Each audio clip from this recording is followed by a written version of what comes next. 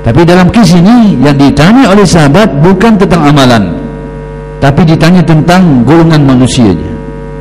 Ayul ibadi afdalu wa arfa'u darajatan indallah. Siapa di kalangan hamba Allah ini yang paling afdal dan paling tinggi darjatnya di sisi Allah? Lalu apa jawaban Nabi? Nabi beritahu jawaban dia, tak ada pilihan. Tak ada pilihan lain dalam hadis ini. Az-zakirun Allah katsira wa zakirat. Orang yang banyak ingat kepada Allah, lelaki dan juga perempuan. Itu jawaban Nabi. Kadang-kadang bahasa komangnya, ingat kepada Allah jadi utama, jadi lebih, jadi tinggi darjat. Orang yang tengok selapih dia akan pandang gitu.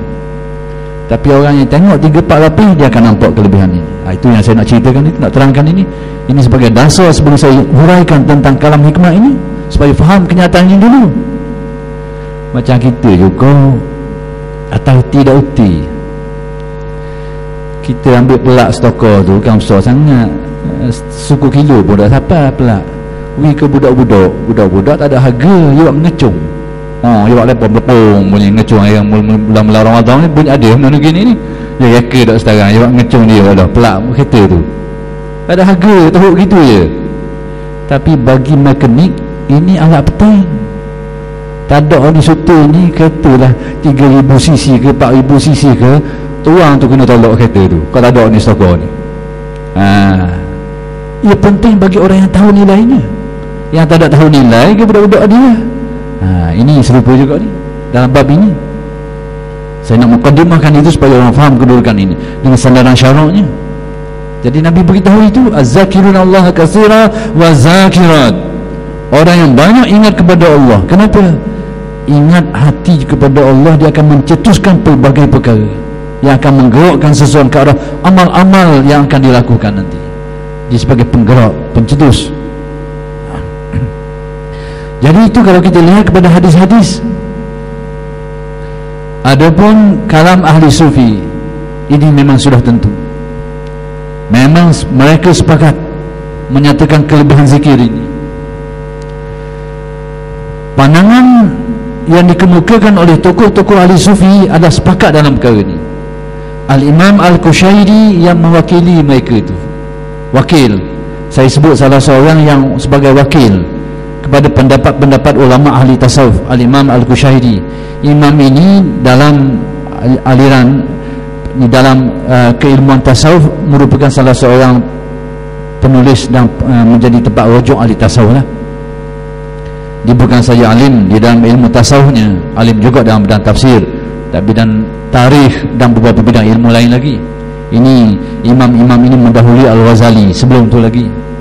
Apa kata beliau tentang zikir sebagai mewakili kalam ahli tasawuf dalam risalah beliau ini? Dia kata, az-zikru ruknun qawiyyun fi tariqil haq bal huwal umdah. Zikir ini, kata Qushairi, ruknun qawiyyun fi tariqil haq, merupakan tunjang utama dalam perjalanan manusia menuju kepada Allah.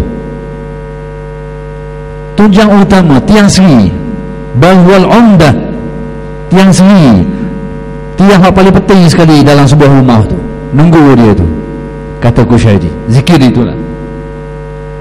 Bahkan kata Al-Qushairi, wala yasilu ahadun ilallahi illa bidawami zikri.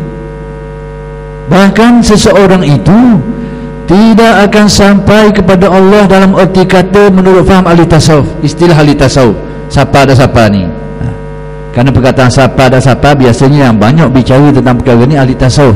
Mereka ada istilah yang mereka namakan wusul dan ada maksud-maksud tertentu.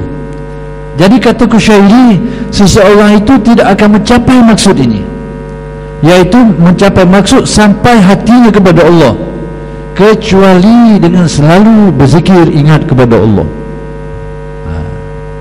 Ingat kepada Allah. Itu kalam Al-Imam Al-Qushairi yang mewakili ahli tasawuf. Kita nak tengok hal lain pula ke mana? Ada satu kitab yang ditulis oleh Al-Imam Ibn Qayyim. Saya sengaja sebut orang ini sebab apa? Beliau adalah murid kepada Ibn Taymiyah. orang yang selalu diguna pakai oleh golongan tertentu, bahkan dieksploitasi, bahkan disalahguna pun ada untuk menyatakan banyak aspek-aspek kekurangan tentang tasawuf ni. Selalunya dirujuk kepada Ibn Taymiyah. Apakah benar atau tidak itu cerita lain, tapi ada segolongan manusia yang suka tepek situ tu.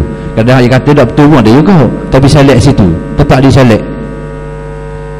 Sengaja saya sebut Al-Imam Ibn Qayyim, murid kepada Ibn Taymiyah, dia tulis satu kitab namanya Al-Wabil Sayyib Minal Kalimit Tayyib.